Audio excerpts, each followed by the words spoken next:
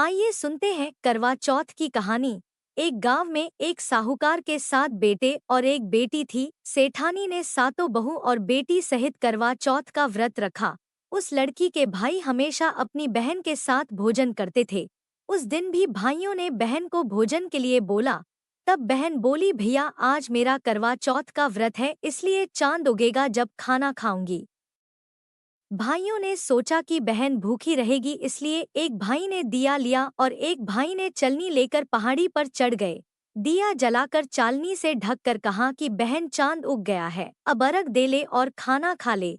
तब बहन ने भाभियों से आकर कहा कि भाभी चांद देख लो। तब भाभी बोली कि बाई जी यह चांद तुम्हारे लिए उगा है, तुम ही देख लो, हमारा चांद तो रात में दिखेगा। बहन अकेली ही खाना खाने बैठ गई। पहले ग्रास में ही बाल आ गया, दूसरा कौर खाने लगी तो उसे ससुराल से बुलावा आ गया कि जमाई राजा बहुत बीमार है, इसलिए बहू को जल्दी भेजो। माँ ने जैसे ही कपड़े निकालने के लिए बक्सा खोला, 3 बार कभी सफेद कभी काले कभी नीले कपड़े ही हाथ में आए। माँ ने एक सोने का सिक्का पल्ले से बांध दिया और कहा कि रास्ते में सबके पैर छूती जाना। जो भी तुझे अमर सुहाग की आशीष दे, उसको ही यह सोने का सिक्का देना और पल्ले से गांठ बांध लेना।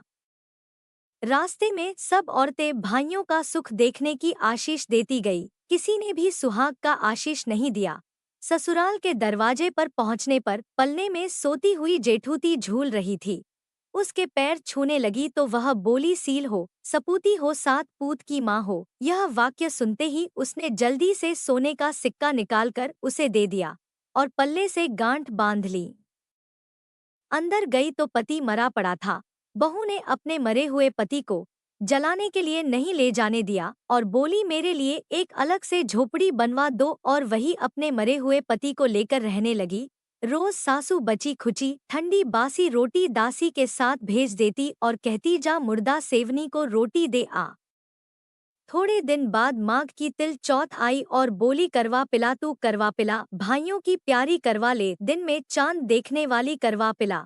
तब वह बोली कि हे चौथ माता, मेरा उजड़ा हुआ सुहाग तो आपको ही बनाना पड़ेगा, मेरे पति को जिंदा करना ही पड़ेगा। मुझे मेरी गलती का पश्चाताप है, मैं आपसे माफी मांगती हूँ। तब चौथ माता बोली, मेरे से बड़ी वैशाख की चौथ आएगी, वह तुझे सुहाग देगी। इसी तरह वैशाख की चौथ आई और उसने कहा कि भादवे की चौथ तुझे सुहाग देगी। तब कुछ महीने बाद भादुड़ी चौथ माता स्वर्ग से उतरी और वही सब बातें कहने लगी। तब उसने चौथ माता के पांव पकड़ लिए। तब चौथ माता बोली कि तेरे ऊपर सबसे बड़ी चौथ करवा चौथ माता है, वह ही नाराज हुई है, इसलिए तू उसके पैर मत छोड़ना, वही तेरे सुहाग को अमर कर सकती है। यदि तूने उसके पैर छोड़ दिए तो फिर कोई भी तेरे पति को जिंदा नहीं कर सकता है। कार्तिक का महीना आया, स्वर्ग से चौथ माता उतरी। चौथ माता आई और गुस्से से बोली, भाइयों की बहन करवा ले, दिन में चांद उगानी करवा ले, धनी भूखानी करवा ले, व्रत भांडनी करवा ले। तब साहूकार की बेटी ने पैर पकड़ लिए और विलाप करने लगी। बोली, चौथ माता, मेरा सुहाग तो आपका व्रत भंग करने के कारण उजड़ा है, मैं नासमझ थी, मुझे इतना बड़ा दंड मत दो।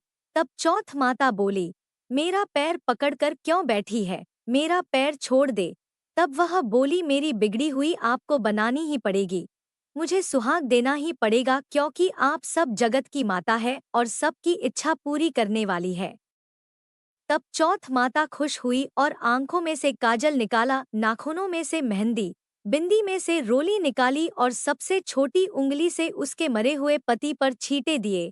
छींटे देते ही उसका पति बैठा हो गया और कहने लगा, मुझे बहुत नींद आई। तब वह बोली, मुझे तो 12 महीने हो गए, मुझे तो चौथ माता ने सुहाग दिया है। तब पति बोला कि चौथ माता का विधि विधान से उज्जमन करो। उधर ननद रोटी देने आई तो उसने 2 जनों के बोलने की आवाज सुनी, तो अपनी माँ को जाकर बोली कि भाभी तो पता नहीं किससे बातें कर रही है। तब सासू ने जाकर देखा कि बहू व बेटा दोनों जीम रहे हैं, चौपड़ पासा खेल रहे हैं। देखकर वह बहुत खुश हुई और पूछने लगी कि यह कैसे हुआ। बहू बोली, यह सब मुझे मेरी चौथ माता ने दिया है, और सासू के पैर छूने लगी और सास ने अमर सुहाग की आशीष दी। सारी नगरी में यह ढिंढोरा पिटवा दिया कि सबको चौथ का व्रत करना चाहिए।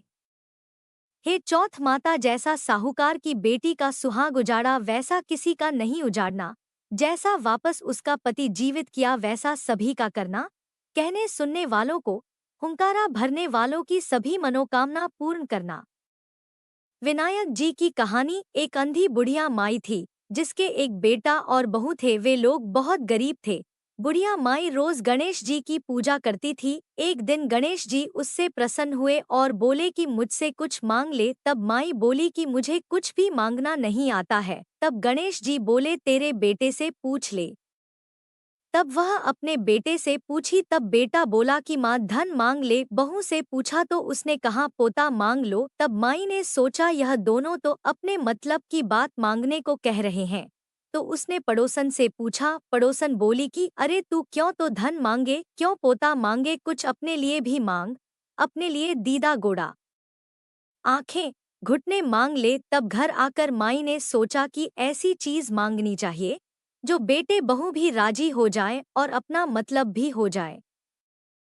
दूसरे दिन गणेश जी आए और कहने लगे कि माई कुछ मांग। तब बुढ़िया माई बोली दीदा गोड़ा देवो, सोने के कटोरे में पोते को दूध पीता देखूं, अमर सुहाग देवो, निरोगी काया देवो, सभी को सुख देवो। तब भगवान गणेश जी बोले माई तूने तो मुझे ठग लिया, सब कुछ तो मांग लिया और कहती थी कुछ मांगना नहीं आता है। पर ठीक है, सब ऐसा ही होगा। और अंतर ध्यान हो गए। बुढ़िया माई के वैसा ही सब कुछ हो गया। हे गणेश जी महाराज, जैसा माई को दिया वैसा ही सबको देना। बोलो श्री गणेश जी महाराज की जय।